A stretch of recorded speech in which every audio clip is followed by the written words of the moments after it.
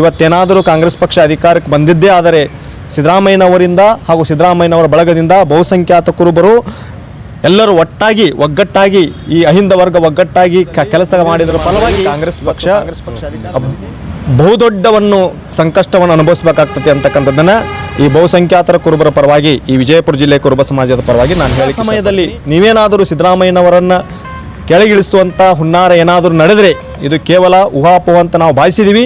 ಇದು ಊಹಾಪೋಹ ಆಗಿ ಉಳಿದ್ರೆ ನಮಗೆ ಬಹಳಷ್ಟು ಸಂತೋಷ. ಡಿ ಕೆ ಶಿವಕುಮಾರ್ ಅವರ ಸಾಕಾಗಷ್ಟು ಬೆಂಬಲಿಗರು ನಾವು ಬ್ಲಾಗ್ ಅಲ್ಲಿ ಹಾಕಿರ್ತಕ್ಕಂತಹ ಪೋಸ್ಟರ್ಸ್ಗಳನ್ನು ನಾವು ಅಬ್ಸರ್ವ್ ಮಾಡ್ತಾ ಇದ್ರೆ ನಾಳೆ 28ಕ್ಕೆ CM ಸಿದ್ದರಾಮಯ್ಯ ಅವರು ರಾಜೀನಾಮೆ ಯಾರ ಪರವೂ ಅಲ್ಲ ಯಾರ ವಿರುದ್ಧವೂ ಅಲ್ಲ. ಸಾಯಂಕಾಲ ಎಕ್ಸ್ಪ್ರೆಸ್, ಇದು ಜನಪರ. ನಮಸ್ಕಾರ ವೀಕ್ಷಕರೇ, ಸಾಯಂಕಾಲ ಎಕ್ಸ್ಪ್ರೆಸ್ಗೆ ಸ್ವಾಗತ. ನಾನು ಯೂಸುಫ್ ನೇವಾರ್. ವೀಕ್ಷಕರೇ, ರಾಜ್ಯ ರಾಜಕಾರಣದಲ್ಲಿ ನಿನ್ನೆ ನಡೆದಂತಹ ಬೆಳವಣಿಗೆಯನ್ನು ನಾವು ಗಮನಿಸ್ತಾ ಬಂದರೆ ಏನೋ ಒಂದು ಕಡೆ ಡಿ ಕೆ ಶಿವಕುಮಾರ್ ಅವರು ಮತ್ತು CM ಸಿದ್ದರಾಮಯ್ಯ ಅವರು ತುರ್ತಾಗಿ ಹೈಕಮಾಂಡ್ ಏನು ಡೆಲ್ಲಿಗೆ ಬರಲು ಹೇಳಿತ್ತು. ಆ ನಿಟ್ಟಿನಲ್ಲಿ ಬಹಳಷ್ಟು ಬದಲಾವಣೆಗಳು ಕಾಣ್ತಾ ಇದ್ದಾವೆ. ಆ ನಿಟ್ಟಿನಲ್ಲಿ ಪ್ರಮುಖವಾಗಿ ಎಲ್ಲೋ ಒಂದು ಕಡೆ CM ಸಿದ್ದರಾಮಯ್ಯ ಅವರು ಬದಲಾವಣೆ ಆಗ್ತಾ ಇದ್ದಾರೆ ಅಂತಕ್ಕಂಥದ್ದು ಡಿ ಕೆ ಶಿವಕುಮಾರ್ ಅವರ ಬ್ಲಾಗ್ಲಿಂದ ಬಳಗದಿಂದ ಸೋಷಿಯಲ್ ಮೀಡಿಯಾದಲ್ಲಿ ನಾಳೆ ಅಂದರೆ 28ಕ್ಕೆ CM ಸಿದ್ದರಾಮಯ್ಯ ಅವರು ರಾಜೀನಾಮೆಯನ್ನು ಕೊಡ್ತಾರೆ ಅಂತಕ್ಕಂಥದ್ದು ವಿಷಯ ಇಡೀ ಕರ್ನಾಟಕಕ್ಕೆ ಸಂಚಲನವನ್ನು ಮೂಡಿಸಿದೆ. ಆ ನಿಟ್ಟಿನಲ್ಲಿ ವಿಜಯಪುರದ ಏನು ಕುರುಬ ಯುವ ಸೇನೆ ಅಂತಕ್ಕಂಥ ಏನು ಆ ಟೀಮ್ ಇದೆ, ಇವತ್ತು ಸಿದ್ದರಾಮಯ್ಯ ಅವರ ಅಭಿಮಾನಿಗಳು ಮತ್ತು ಅವರು ಕುರುಬ ಯುವ ಸೇನೆ ಅಂತಕ್ಕಂಥ ಟೀಮಿನಿಂದ ಇಲ್ಲಿ ನಮ್ಮ ಜೊತೆಯಲ್ಲಿ ಇದ್ದಾರೆ. ಆ ನಿಟ್ಟಿನಲ್ಲಿ ಏನೆಲ್ಲ ಚರ್ಚೆಗಳಾಗಿದೆ ಮತ್ತು ಏನು ಆಗಬೇಕಾಗಿದೆ ಅಂತಕ್ಕಂಥದ್ದು ಮೋಹನ್ ದಳವಾಯಿ ಅವರು ನಮ್ಮ ಜೊತೆಲಿದ್ದಾರೆ. ಬನ್ನಿ ಅವ್ರನ್ನ ಕೇಳೋಣ. ಮೋಹನ್ ಅವರೇ, ತಾವು ಕೂಡ ಯುವ ಕುರುಬ ಸೇನೆಯ ಪದಾಧಿಕಾರಿಗಳಿದ್ದೀರಿ. ಏನು ಚರ್ಚೆ ನಡೀತಾ ಇದೆ, ಆ ನಿಟ್ಟಿನಲ್ಲಿ ಏನು ಸಿದ್ದರಾಮಯ್ಯ ಅವ್ರನ್ನ ಬದಲಾವಣೆ ಒಂದು ಗಾಳಿ ಬೀಸಿದೆ, ಇದಕ್ಕೆ ನೀವೇನು ಹೇಳ್ತೀರಿ? ಈಗಾಗಲೇ ಮಾಧ್ಯಮಗಳಲ್ಲಿ ಹಾಗೂ ಬಲ್ಲಮೂಲಗಳಿಂದ ಸಿದ್ದರಾಮಯ್ಯನವ್ರನ್ನ ಕೆಳಗಿಳಿಸಬೇಕಂತಂತ ಹುನ್ನಾರ ನಡೆದಿದೆ. ಇದನ್ನು ನಾವು ಊಹಾಪೋಹಗಳಲ್ಲಿ ಇದೇನಾದರೂ ನಿಜ ಆದರೆ ಮುಂದಿನ ದಿನಮಾನಗಳಲ್ಲಿ ಕಾಂಗ್ರೆಸ್ ಪಕ್ಷಕ್ಕೆ ಇದು ಬಹು ದೊಡ್ಡ ಹೊಡೆತವನ್ನು ಕೊಡ್ತಕ್ಕಂಥ ಸಾಧ್ಯತೆಗಳು ಇರುವುದರಿಂದ ದಯವಿಟ್ಟು ನಾನು ಹೈಕಮಾಂಡಲ್ಲಿ ಕಾಂಗ್ರೆಸ್ ಪಕ್ಷದ ವರಿಷ್ಠರಲ್ಲಿ ನಾನು ಮನವಿ ಮಾಡಿಕೊಳ್ತೀನಿ. ಅಹಿಂದ ವರ್ಗ ಹಾಗೂ ಕುರುಬ ಸಮಾಜ, ಬಹುಸಂಖ್ಯಾತ ಕುರುಬ ಸಮಾಜ ರಾಜ್ಯದಲ್ಲಿ ಇವತ್ತೇನಾದರೂ ಕಾಂಗ್ರೆಸ್ ಪಕ್ಷ ಅಧಿಕಾರಕ್ಕೆ ಬಂದಿದ್ದೇ ಆದರೆ ಸಿದ್ದರಾಮಯ್ಯನವರಿಂದ ಹಾಗೂ ಸಿದ್ದರಾಮಯ್ಯನವರ ಬಳಗದಿಂದ ಬಹುಸಂಖ್ಯಾತ ಕುರುಬರು ಎಲ್ಲರೂ ಒಗ್ಗಟ್ಟಾಗಿ ಈ ಅಹಿಂದ ವರ್ಗ ಒಗ್ಗಟ್ಟಾಗಿ ಕೆಲಸ ಮಾಡಿದರ ಫಲವಾಗಿ ಇವತ್ತು ಕಾಂಗ್ರೆಸ್ ಪಕ್ಷ ಅಧಿಕಾರದಲ್ಲಿದೆ. ಈ ಅಧಿಕಾರದಲ್ಲಿರ್ತಕ್ಕಂಥ ಉದ್ದೇಶ ಮೇಲಾಗಿ ಸಿದ್ದರಾಮಯ್ಯನವರು ನಮ್ಮ ಮುಖ್ಯಮಂತ್ರಿ ಆಗ್ತಾರೆ ಇದ್ದಾರೆ ಅಂತಕ್ಕಂಥ ಒಂದು ಉದ್ದೇಶದಿಂದ ಕುರುಬ ಸಮಾಜ ಯಾವತ್ತೂ ಕೂಡ ಕಾಂಗ್ರೆಸ್ ಪಕ್ಷದ ಜೊತೆಗಿದೆ. ಎಲ್ಲ ಪಕ್ಷಗಳನ್ನು ಹೊರತುಪಡಿಸಿ ಇನ್ನುಳಿದ ಪಕ್ಷಗಳಿಂದ ಕೂಡ ವಲಸೆ ಬಂದು ಸಿದ್ದರಾಮಯ್ಯನವರ ಅಭಿಮಾನಿಗಳು, ಬೇರೆ ಪಕ್ಷದಲ್ಲಿ ಕೂಡ ಸಿದ್ದರಾಮಯ್ಯನವರ ಅಭಿಮಾನಿಗಳಾಗಿ ಇದ್ದವರು ಕಾಂಗ್ರೆಸ್ ಪಕ್ಷವನ್ನು ಬೆಂಬಲಿಸಿ ಇವತ್ತಿನ ದಿವಸ ಸರ್ಕಾರ ಅಧಿಕಾರಕ್ಕೆ ಬಂದಿದೆ. ಇಂಥ ಸಮಯದಲ್ಲಿ ನೀವೇನಾದರೂ ಸಿದ್ದರಾಮಯ್ಯನವರನ್ನು ಕೆಳಗಿಳಿಸುವಂಥ ಹುನ್ನಾರ ಏನಾದರೂ ನಡೆದರೆ ಇದು ಕೇವಲ ಊಹಾಪೋಹ ಅಂತ ನಾವು ಭಾವಿಸಿದ್ದೀವಿ. ಇದು ಊಹಾಪೋಹ ಆಗಿ ಉಳಿದ್ರೆ ನಮಗೆ ಬಹಳಷ್ಟು ಸಂತೋಷ. ಡಿ ಕೆ ಶಿವಕುಮಾರ್ ಅವರ ಸಾಕಾಗಷ್ಟು ಬೆಂಬಲಿಗರು ನಾವು ಬ್ಲಾಗ್ ಅಲ್ಲಿ ಹಾಕಿರ್ತಕ್ಕಂತಹ ಪೋಸ್ಟರ್ಸ್ಗಳನ್ನು ನಾವು ಅಬ್ಸರ್ವ್ ಮಾಡ್ತಾ ಇದ್ರೆ ನಾಳೆ 28ಕ್ಕೆ CM ಸಿದ್ದರಾಮಯ್ಯ ಅವರು ರಾಜೀನಾಮೆ ಕೊಡ್ತಾರೆ, ನಾಡಿದ್ದು ಡಿ ಕೆ ಶಿವಕುಮಾರ್ ಅವರ ಪದಗ್ರಹಣ ಇದೆ ಅಂತಕ್ಕಂಥದ್ದು ಪೋಸ್ಟ್ಗಳನ್ನು ನೋಡ್ತಾ ಇದ್ದೀರಿ. ನೀವು ಕೂಡ ನೋಡಿರಬಹುದು ಅಂತ ಅನ್ಸುತ್ತೆ. ಏನು ಅನ್ಸುತ್ತೆ ಸರ್? ಹಾಗೇನಾದರೂ ಒಂದು ಪಕ್ಷದಲ್ಲಿ ನಡೆದರೆ ರಾಜ್ಯದಲ್ಲಿ ಮುಂದಿನ ದಿನಮಾನಗಳಲ್ಲಿ ಕಾಂಗ್ರೆಸ್ ಪಕ್ಷ ಬಹುದೊಡ್ಡವನ್ನು ಸಂಕಷ್ಟವನ್ನು ಅನುಭವಿಸಬೇಕಾಗ್ತದೆ ಅಂತಕ್ಕಂಥದ್ದನ್ನು ಈ ಬಹುಸಂಖ್ಯಾತರ ಕುರುಬರ ಪರವಾಗಿ ಈ ವಿಜಯಪುರ ಜಿಲ್ಲೆ ಕುರುಬ ಸಮಾಜದ ಪರವಾಗಿ ನಾನು ಹೇಳಿಕ್ಕೆ ಇಷ್ಟಪಡ್ತೀನಿ. ಇದು ರಾಜ್ಯದ ಪ್ರತಿಯೊಬ್ಬ ಜನತೆಗೂ ಕೂಡ ಗೊತ್ತಿರ್ತಕ್ಕಂಥ ವಿಷಯ. ಇವತ್ತೇನಾದರೂ ಪಕ್ಷ ಅಧಿಕಾರದಲ್ಲಿದ್ದರೆ ಸಿದ್ದರಾಮಯ್ಯನವರಿಂದ ಅಧಿಕಾರದಲ್ಲಿ ಇರ್ತಾರೆ ಅಂತಕ್ಕಂಥದ್ದನ್ನು ರಾಜ್ಯದ ಜನರು ಎಲ್ಲರಿಗೂ ಗೊತ್ತಿರ್ತಕ್ಕಂಥದ್ದು. ಇದು ಓಪನ್ ಸೀಕ್ರೆಟ್ ಅಂತಕ್ಕಂಥದ್ದು. ಇದು ಅಂಥ ಸಂದರ್ಭದಲ್ಲಿ ಸಿದ್ದರಾಮಯ್ಯನವರು ಕೆಳಗಿಳಿಸಿದ ಕೇವಲ ಇನ್ನು 2 ವರ್ಷದಲ್ಲಿ ಮತ್ತೆ ಚುನಾವಣೆಗಳನ್ನು ಎದುರಿಸ್ತಕ್ಕಂಥದ್ದು. 2028ರ ಚುನಾವಣೆಗೆ 2028ರ ಚುನಾವಣೆ ಮುಂದಿನ ದಿನಗಳಲ್ಲಿ ಬಹಳಷ್ಟು ಕಷ್ಟವನ್ನು ಅನುಭವಿಸ್ತಕ್ಕಂಥ ಪರಿಸ್ಥಿತಿ ಕಾಂಗ್ರೆಸ್ ಪಕ್ಷಕ್ಕೆ ಬರ್ತತಿ ಅಂತಕ್ಕಂಥದ್ದನ್ನ ಈ ಮಾತನ್ನ ಈಗ ನಾನು ಹೇಳಿ ಮೋಹನ್ ಸರ್, ನಾನು ಕೇಳ್ತಾ ಇರೋದು ಏನಂದ್ರೆ ಡಿ ಕೆ ಶಿವಕುಮಾರ್ ಅವ್ರಿಗೆ ಒಂದು ಚಾನ್ಸ್ ಸಿಗಬಾರ್ದು. ಅತಿ ಹೆಚ್ಚು ಚಾನ್ಸ್ ಸಿಕ್ಕಿರೋದು CM ಸಿದ್ದರಾಮಯ್ಯ ಅವರನ್ನ. ಅತಿ ಹೆಚ್ಚು ಕಾಂಗ್ರೆಸ್ ಪಕ್ಷ ಅವ್ರನ್ನ 8 ವರ್ಷಗಳ ಕಾಲ ಕೊಟ್ಟಿರ್ತಕ್ಕಂಥದ್ದು ಒಂದು ಅವಕಾಶ. ಇದು ಇನಫ್ ಅನಿಸ್ಲಿಲ್ವಾ ನಿಮ್ಮ ಸಮುದಾಯಕ್ಕೆ?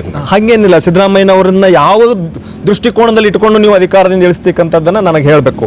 ಯಾಕಂದರೆ ಈ ಹಿಂದೆ ಇತಿಹಾಸವನ್ನು ಕೆಣಿತಿ ನೋಡಿದಾಗ ಬಹುಸಂಖ್ಯಾತರು ಮೇಲ್ವರ್ಗದವರೇ 30 ವರ್ಷಗಳ ಕಾಲ ಮುಖ್ಯಮಂತ್ರಿ ಆಗಿದ್ದರು. ಆವಾಗ ಯಾಕೆ ಇಳಿಸಲಿಲ್ಲ? SM ಕೃಷ್ಣ ಅವರಿದ್ದಾಗಿಂದ ಹಿಡ್ಕೊಂಡು ಧರ್ಮಸಿಂಗ್ ಅವರು ಹಿಡ್ಕೊಂಡು ಒಕ್ಕಲಿಗ ಲಿಂಗಾಯತ ಮುಖ್ಯಮಂತ್ರಿಗಳು 25-30 ವರ್ಷ ಇದ್ದರು. ಈ ಒಂದು ಇತಿಹಾಸವನ್ನು ತೆಗೆದು ನೋಡಿ, ಕರ್ನಾಟಕ ಮುಖ್ಯಮಂತ್ರಿಗಳ ಪಟ್ಟಿಯಲ್ಲಿ ಅಹಿಂದ ವರ್ಗ ಬಂದಿದ್ದು ಕೇವಲ ದೇವರಾಜ ಅರಸ ನಂತರ ಸಿದ್ದರಾಮಯ್ಯನವರೇ. ಅದು ಬಿಟ್ಟರೆ ಎಲ್ಲಿಯೂ ಕೂಡ ಇಲ್ಲ. ಅಹಿಂದ ವರ್ಗ ಯಾವಾಗಲೂ ಕೂಡ ಇವತ್ತು ದೇಶದಲ್ಲಿ, ಇವತ್ತು ರಾಜ್ಯದಲ್ಲಿ ಏನಾದರೂ ಅಹಿಂದ ವರ್ಗ ಇವತ್ತು ಕರ್ನಾಟಕದಲ್ಲಿ ಕಾಂಗ್ರೆಸ್ ಪಕ್ಷ ಉಸಿರಾಡ್ತಾ ಇದೆ ಅನ್ನೋದಕ್ಕೆ ಕಾರಣ ಈ ಅಹಿಂದ ವರ್ಗ ಹಾಗೂ ಕುರುಬ ಸಮಾಜದ ಎಲ್ಲ ಪಕ್ಷಾತೀತ ನಮ್ಮ ಸಮಾಜದ ನಾಯಕರು ಸಿದ್ದರಾಮಯ್ಯನವ್ರನ್ನ ಮುಖ್ಯಮಂತ್ರಿ ಆಗ್ತಾರೆ ಅಂತಕ್ಕಂಥ ಒಂದು ಕಾರಣ ಇಟ್ಕೊಂಡು ಇವತ್ತಿನ ದಿವಸ ಓಟ್ ಹಾಕಿ ಗೆಲ್ಲಿಸಿದ್ದಾರೆ. ಅದನ್ನು ಇನ್ನೂ 2 ವರ್ಷಗಳ ಅವಧಿಯನ್ನು ಸಿದ್ದರಾಮಯ್ಯನವರು ಕೊಡಬೇಕು, ನಮ್ಮ ಅಹಿಂದ ವರ್ಗಕ್ಕೆ ನ್ಯಾಯ ಒದಗಿಸಿಕೊಟ್ಟಕ್ಕಂಥ ಆಗ್ತತಿ ಅಂತ. ಬದಲಾವಣೆ ಆದರೆ ನಿಮ್ಮ ನಿರ್ಧಾರ ಏನಿರಬಹುದು? ಯುವಸೇನೆ, ಕುರುಬ ಯುವಸೇನೆ ನಿರ್ಧಾರ ಏನಿರಬಹುದು? ರಾಜ್ಯಾದ್ಯಂತ ನಾವು ಈ ಒಂದು ವಿಷಯ ವಸ್ತುವನ್ನು ಇಟ್ಕೊಂಡು ಮುಂದಿನ ದಿನಮಾನಗಳಲ್ಲಿ ಯಾವ ಕ್ರಮವನ್ನು ಕೈಗೊಳ್ಳಬೇಕು, ಅದಕ್ಕೆ ತಕ್ಕ ಯಾವ ರೀತಿಯಾಗಿರ್ತಕ್ಕಂಥ 2028 ಚುನಾವಣೆ ಪೂರ್ವಭಾವಿಯಾಗಿ ನಾವು ಯಾವ ರೀತಿ ರೂಪುರೇಷೆಗಳನ್ನು ಒಪ್ಪಿಸಿಕೊಂಡು ಅಹಿಂದ ವರ್ಗ ನಾವು ನಮ್ಮದೇ ಆದಂಥ ಒಂದು ದಾರಿಯನ್ನು ನಾವು ಕಂಡುಕೊಳ್ಳಿಕ್ಕೆ ಸಿದ್ಧತೆಯನ್ನು ಮಾಡ್ಕೊತೀವಿ. ಕಾಂಗ್ರೆಸ್ಗೆ ಎಲ್ಲ ಒಂದು ಕಡೆ ನೀವು ಕಾಂಗ್ರೆಸ್ ಪಕ್ಷಕ್ಕೆ ಇದು ಎಚ್ಚರಿಕೆ ಕೊಡ್ತಾ ಇದ್ದೀರಾ, ಹೇಗೆ? ಹೌದು, ಇದು ನೇರವಾಗಿ ಎಚ್ಚರಿಕೆ, ಇದರಲ್ಲೇನು ಎರಡು ಮಾತಿಲ್ಲ. ಸಿದ್ದರಾಮಯ್ಯನವ್ರನ್ನ ಕೆಳಗಿಳಿಸ್ತಕ್ಕಂಥ ಏನಾದರೂ ಹುನ್ನಾರ ನಡೆದರೆ ಖಂಡಿತವಾಗಿಯೂ ಕಾಂಗ್ರೆಸ್ ಪಕ್ಷದಲ್ಲಿ ಕುರುಬ ಸಮಾಜ ಇವತ್ತು 90% ಕುರುಬ ಸಮಾಜ ಕಾಂಗ್ರೆಸ್ ಪಕ್ಷದಲ್ಲಿದೆ. ತಾವು ಅರ್ಥಕೊಳ್ಬೇಕು ಹೈಕಮಾಂಡ್. ಆನಂತರ ದಿನಗಳಲ್ಲಿ ಅದು ಎಷ್ಟು ಪರ್ಸೆಂಟೇಜ್ ಕಾಂಗ್ರೆಸ್ ಪಕ್ಷದಲ್ಲಿ ಉಳ್ಕೋತತಿ ಅಂತಕ್ಕಂಥದ್ದು ನನಗೆ ಭರವಸೆ ಇಲ್ಲ. ಇದು ನೇರವಾಗಿ ನೀವು ಎಲ್ಲೋ ಒಂದು ಕಡೆ ಎಚ್ಚರಿಕೆ ಕೊಡ್ತಾ ಇದ್ದೀರಿ ಕಾಂಗ್ರೆಸ್ ಪಕ್ಷಕ್ಕೆ. ನೇರವಾಗಿ ಎಚ್ಚರಿಕೆ ಕೊಡೋದ್ರ ಮೂಲಕ ಕಾಂಗ್ರೆಸ್ ಪಕ್ಷಕ್ಕೆ ಇದು ಹೊಡೆತ ಬೀಳುತ್ತೆ ಅಂತಕ್ಕಂಥ ದೃಷ್ಟಿಕೋನದಲ್ಲಿ ಇಲ್ಲಿ ಕುರುಬ ಯುವ ಸೇನೆ ಮಾತಾಡ್ತಕ್ಕಂಥದ್ದು. ಸರ್, ತಮ್ಮ ಹೆಸರು? ಬಸವರಾಜ್ ಕಂಕನವಾಡಿ ಅಂತ ಹೇಳಿ ಸರ್. ಹಾಂ ಸರ್. ಈ ಸದ್ಯದ ಬೆಳವಣಿಗೆ ನೋಡ್ತಾ ಹೋದರೆ ಏನಾಗ್ತಾ ಇದೆ ಅಂತಂದ್ರೆ 28ಕ್ಕೆ DK ಶಿವಕುಮಾರ್ ಅವ್ರನ್ನ CM ಆಗಿ ಮಾಡ್ತಾರಾ ಅಂತನೂ ಒಂದು ಊಹಾಪೋಹ ನಾವು ನ್ಯೂಸ್ನಲ್ಲಿ ಇದರಲ್ಲಿ ನೋಡ್ತಾ ಇದ್ದೀವಿ. ಬಟ್ ಹಾಗೇನಾದರೂ ಒಂದು ವೇಳೆ ಆದರೆ ನಾವು ರಾಜ್ಯಾದ್ಯಂತ ಪ್ರತಿಭಟನೆಯನ್ನು ನಾವು ಹಮ್ಮಿಕೊಳ್ತೇವೆ. ಯಾಕಪ್ಪ ಅಂತಂದ್ರೆ ಅಹಿಂದ ವರ್ಗಕ್ಕೆ ಒಂದು ಅನ್ಯಾಯ ಮಾಡ್ದಂಗೆ ಆಗ್ತದೆ.